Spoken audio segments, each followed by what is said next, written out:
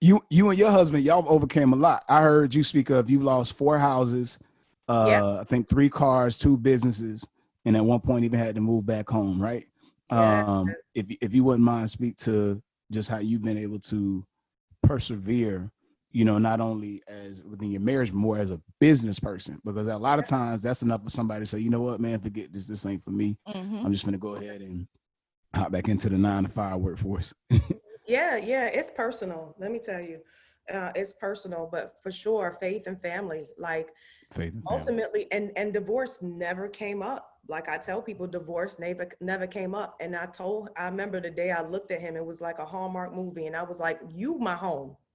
You know what I'm saying?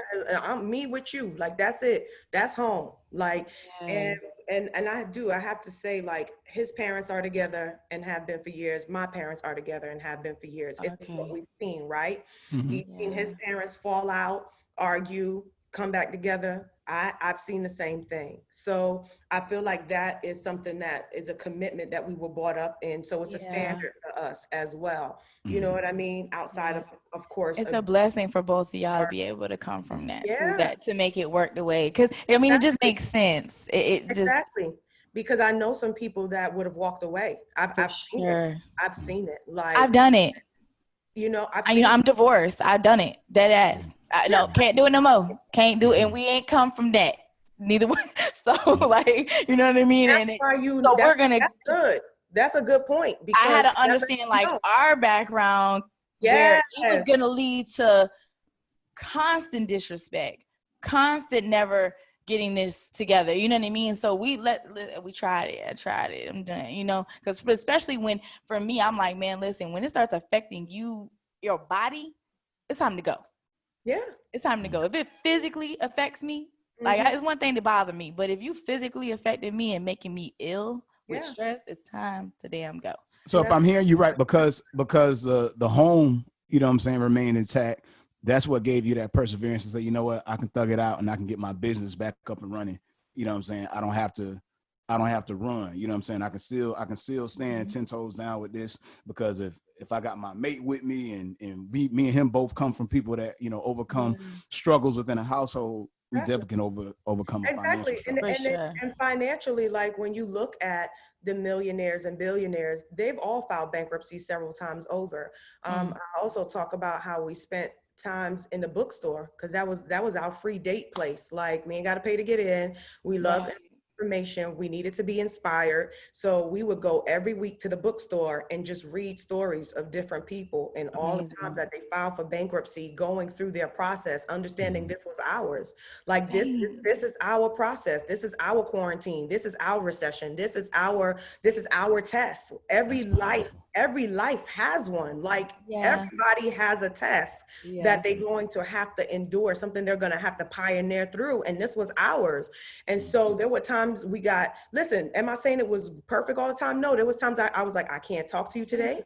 I don't want, because there were times where he felt paralyzed. His manhood he was hurt. Yes. And I needed him to hurry up and heal so he could, like, be the king again. You know what I'm saying? It sounds like a book title right there. Hey, you need to get up. Hurry up and heal.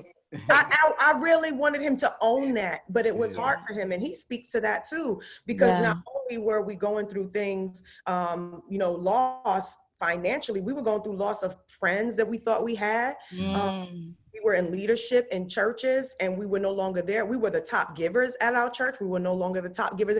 Everywhere where we were being praised and acknowledged was taken from us.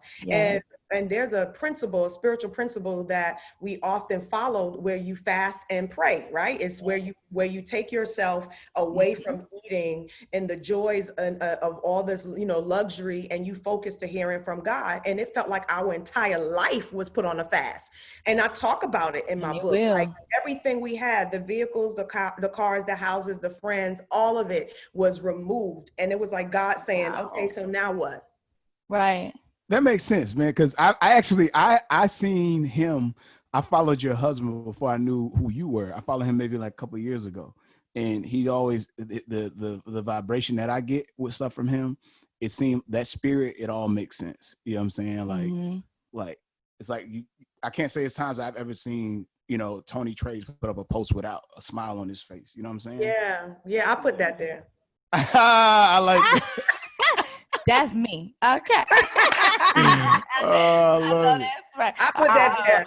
I know we speak spiritual, but baby, I did that one. Okay.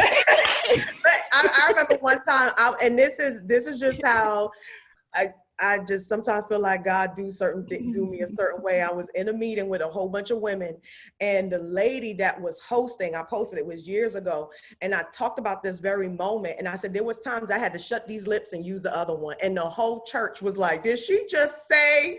And I hope everybody else.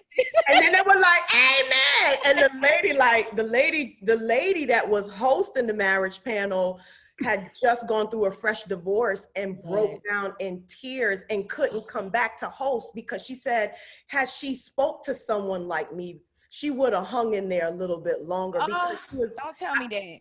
She told me afterwards when I shared my testimony about that, about understanding the power of our sexuality, understanding the power of our strength and our influence, not there, but right up in here. I'm showing my sons what relationship look like. I'm showing my sons how a woman moves. I'm showing them how she can be, you know what I'm saying, how she can persevere and still be a lady. I'm showing them, you know, I'm demonstrating all that. I'm the one that has to inspire my husband. And you know what I mean? Like I'm in a house of all boys. So my essence has to speak for itself. You know, they know when mommy's mad. They know when mommy's happy. They know when, and I don't try to like front or anything like that. That's not what I'm saying. But at the end of the day, the power of life and death is in our tongue.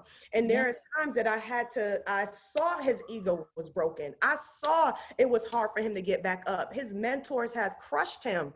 And he literally, I was all he had. So can you imagine if I turned around and said, you ain't, you know what I'm saying? Yeah. Can you imagine what that would do to that man? Yeah. Yeah. That's powerful. That's deep. That's powerful.